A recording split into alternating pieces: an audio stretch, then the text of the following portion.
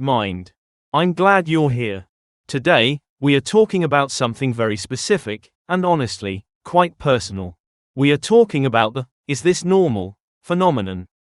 If you are late diagnosed, or even if you have known you are autistic for a long time, there is a very high chance you have a catalogue of behaviors, little things you do when no one is watching, that you have secretly labeled as weird, broken, or shameful.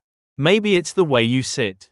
Maybe it's the fact that you repeat a single line from a movie in your head for 3 hours straight. Maybe it's the intense need to squeeze your own hand just to feel like you exist. I want to start this video by telling you, you are not broken. What you are experiencing isn't a glitch, it is a feature of a different operating system.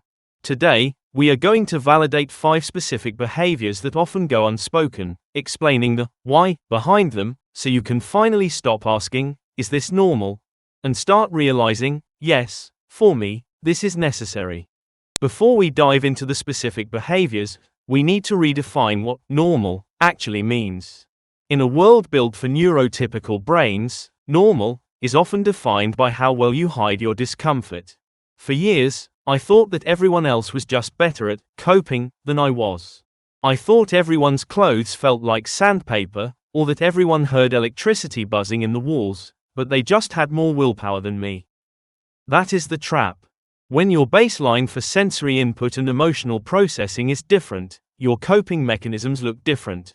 What society calls weird symptoms are actually highly logical, brilliant adaptations your brain has created to keep you regulated. We need to stop comparing our internal reality to their external performance. The things I am about to list aren't symptoms of illness, they are tools of regulation. And once you understand the utility of the behavior, the shame begins to dissolve. So, let's look at the first one, which is all about physical pressure. Number 1, the inability to sit normally, and the craving for compression. Have you ever noticed that sitting in a chair with both feet flat on the floor feels wrong? Like your body is floating away or untethered. You might find yourself tucking one leg under you, sitting cross-legged in office chairs, or curling up into a tight ball whenever you get the chance. This is not just fidgeting. This is proprioceptive dysfunction, or rather, a proprioceptive hunger. Proprioception is our body's sense of where it is in space. For many of us, those signals are weak. By compressing our limbs, sitting on our feet, or wearing tight clothes, we are manually sending a signal to our brain that says, "I am here. I am solid. I am safe."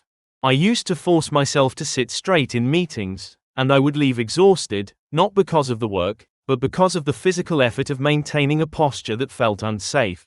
If you need to sleep under 3 heavy blankets in the middle of summer just to calm your heart rate, that is valid. It is your nervous system asking for boundaries in a world that feels boundless. Number 2, internal echolalia and scripting. Now, we often hear about autistic children repeating phrases out loud. But for adults, especially those of us who have learned to mask heavily, this often goes underground. Do you have a loop? Maybe it's a snippet of a song, a funny line from a TikTok, or just a random word like crisp or bubble that repeats in your mind on an endless cycle.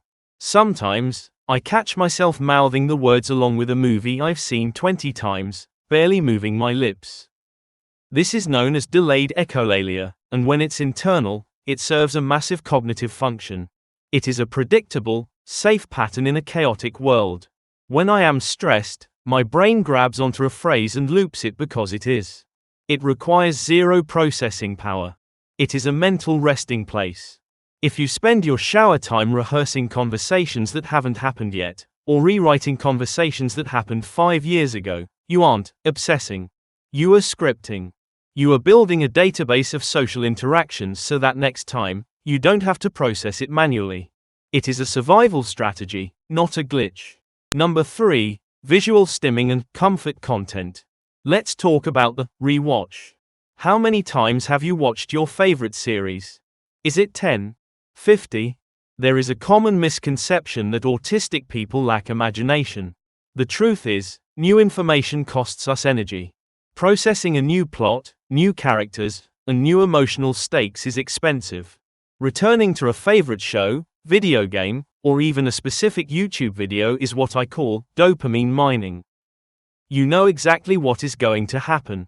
There are no jump scares, no awkward social misunderstandings you have to decode. It is pure, predictable comfort. This also applies to visual stims.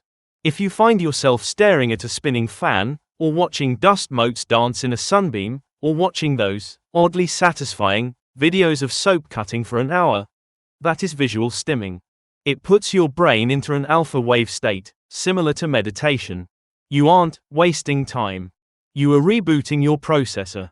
Do not let anyone tell you that you are childish for watching the same cartoon you loved when you were 10. That cartoon is a safety anchor. Number 4 is perhaps the most difficult to explain to neurotypical friends, the physical social hangover. I am not talking about just being a bit tired after a party. I am talking about a physical shutdown. After a day of heavy masking, forcing eye contact, moderating my tone, checking my posture, I often come home and physically cannot speak. My throat feels tight. The connection between my brain and my mouth feels severed. This is often called going non-verbal or experiencing a shutdown. It can feel like the flu. Your joints ache, your head throbs, and even the light from a lamp feels physically painful. This is because socializing, for us, is a manual process involving high-speed data processing. A neurotypical brain filters out background noise, flickering lights, and side conversations automatically. We process of it simultaneously. By the time you get home, your battery isn't just empty, it's corroded. If you need to lay in a dark, silent room for 2 hours after a trip to the grocery store, that is valid. You are recovering from a sensory marathon. Number 5. Hyper-empathy and object personification. There is a terrible myth that autistic people lack empathy. In my experience, and the experience of thousands of you who have commented, it is often the exact opposite. We struggle with reading social cues, but we often feel emotional energy with crushing intensity. This often extends to inanimate objects. Have you ever felt genuinely guilty for not using a specific mug in the cupboard, feeling like it might feel left out? Have you kept a broken item because throwing it away felt like a betrayal? This is common. We project our own feelings of isolation and being different onto the objects around us. It is a profound form of empathy. We know what it feels like to be the odd one out, so we try to protect everything around us from feeling that way. It can be exhausting, feeling the emotions of a stuffed animal or a piece of furniture, but it speaks to a deep, resonant kindness in the autistic spirit. You aren't crazy for feeling sorry for a lonely sock. You are just deeply, intensely human. If you recognized yourself in any of these 5 points, I want you to take a deep breath. You have spent so much of your life trying to twist yourself into shapes that do not fit, trying to suppress the very things that bring you comfort or safety. It is okay to stop. It is okay to need pressure to feel real. It is okay to watch the same movie until the tape wears out. It is okay to need silence. These behaviors are not things you need to fix. They are the methods by which you survive and thrive in a world that wasn't built for you. The more we talk about these weird things, the less power the shame has over us. I want to hear from you. Which of these did you relate to the most? Or is there something else you do that you've always wondered about? Leave a comment down below. Let's make the comment section a safe space for validation. Thank you for allowing me to share this space with you. Remember, your experience is valid. I'll see you in the next one.